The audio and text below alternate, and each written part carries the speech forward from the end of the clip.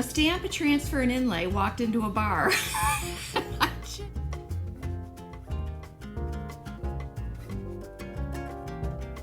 We are actually going to try an inlay in Debi's DIY white linen paint. This is the Cottage Color. It has the built-in top coat. I really love this. I think this is beautiful. We're also going to use Catwalk.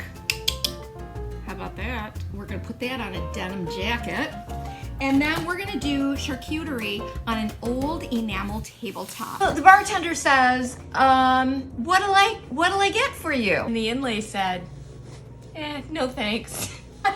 No thanks, I'm already 8 sheets to the wind. This is a big metal wall bucket, and I've already picked out 2, and of course I spent 4 hours trying to get the 2 that went together, right? Found 2 of these that are going to fit. This is Petits Parasols, and gosh, this goes like this. Oh no, I think this is it.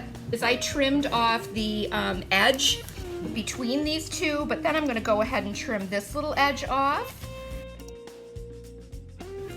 Okay, so while I have this sort of lined up, check and double check your layout. And then let me just put a little pop of tape here to hold these in place now that I have them lined up. Okay, and then I'll take this back. We're gonna give this a fresh coat, Debi's DIY Cottage Colors. And this has a built-in top coat. I had already base coated this and it has dried. Now I want to get an even coat of this paint on my piece.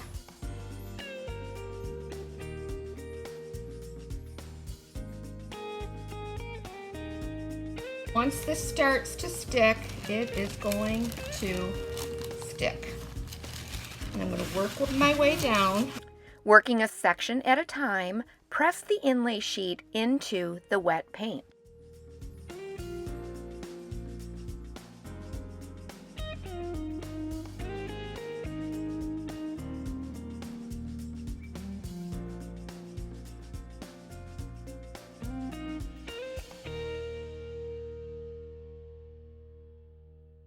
Then work the IOD brayer across your inlay backing to make sure that you press that inlay into the wet paint, providing complete adhesion.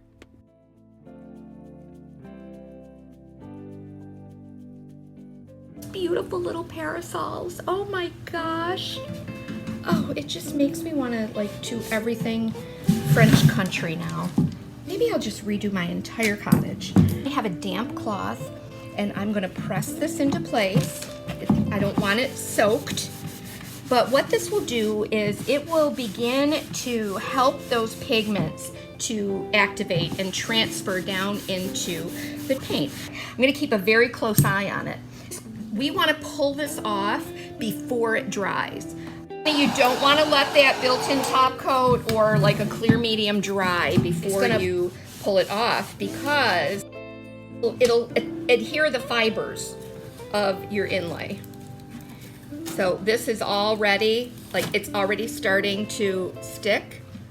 I want to pull back very gently on that backing sheet.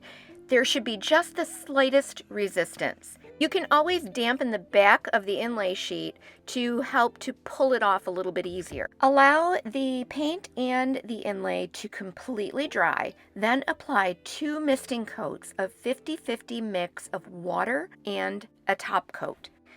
These misting coats will help to seal those pigments in place, and then you'll be able to add your favorite top coat. You can either add a polyacrylic, or in this case, I'm just adding wax as my finish.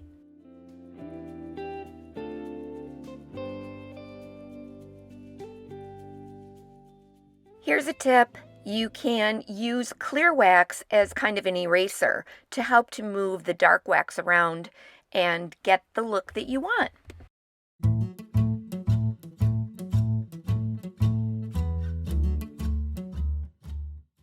The transfer said, "I'm not interested. You rubbed me the wrong way."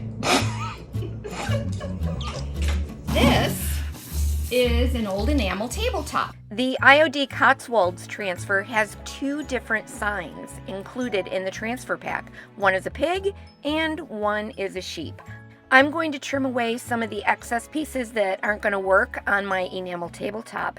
I'll set them aside for later, and then I will start to lay out each of the 4 sheets on the tabletop.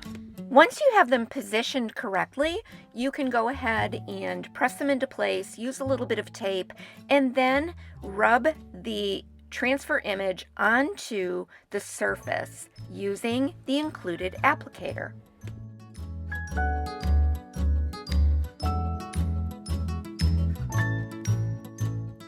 Use the grid lines to get everything lined up just perfectly.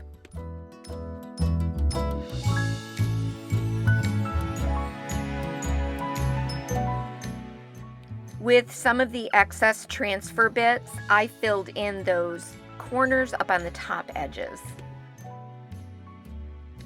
With the backing sheet or the carrier sheet of the transfer, go ahead and rub over the entire surface to ensure complete adhesion. I typically wouldn't even seal this if I was going to use it for a sign because it's really stuck on there. Just for added protection, I went ahead and I applied a satin finish polyacrylic to the entire surface. My gosh, an old enamel sign. The stamp said nothing for me. I'm an inkaholic. We are going to do a little stamping on denim with Catwalk. So we want to remove the backing sheet. I have never used this before. First time you use a stamp, you want to take a little 220 sander and brush over it in a few different directions. That's going to help to receive those inks or paints. Spread the jacket back out flat, and then I applied some blue tape over the seams. I don't want to get any ink on the seams or over onto the sleeves. Okay, I have my ink pad. This is black IOD ink. I'm just pressing down onto my stamp. You want to make sure that you get a good amount of ink on the stamp.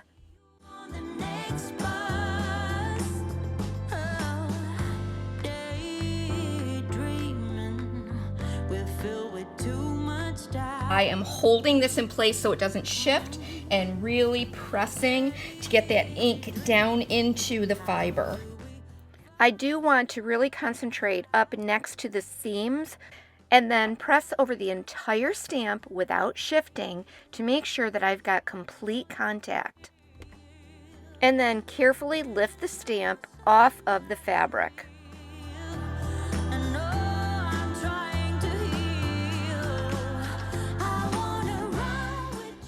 Continue to stamp over the entire back of the jacket.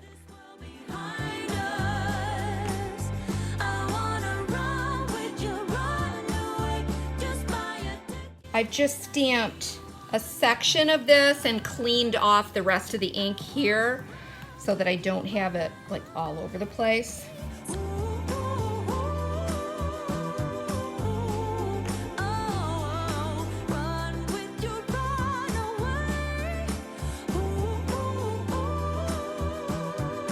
You guys, how cool is that? So we did an inlay jacket. We did the charcuterie sign from Cotswolds.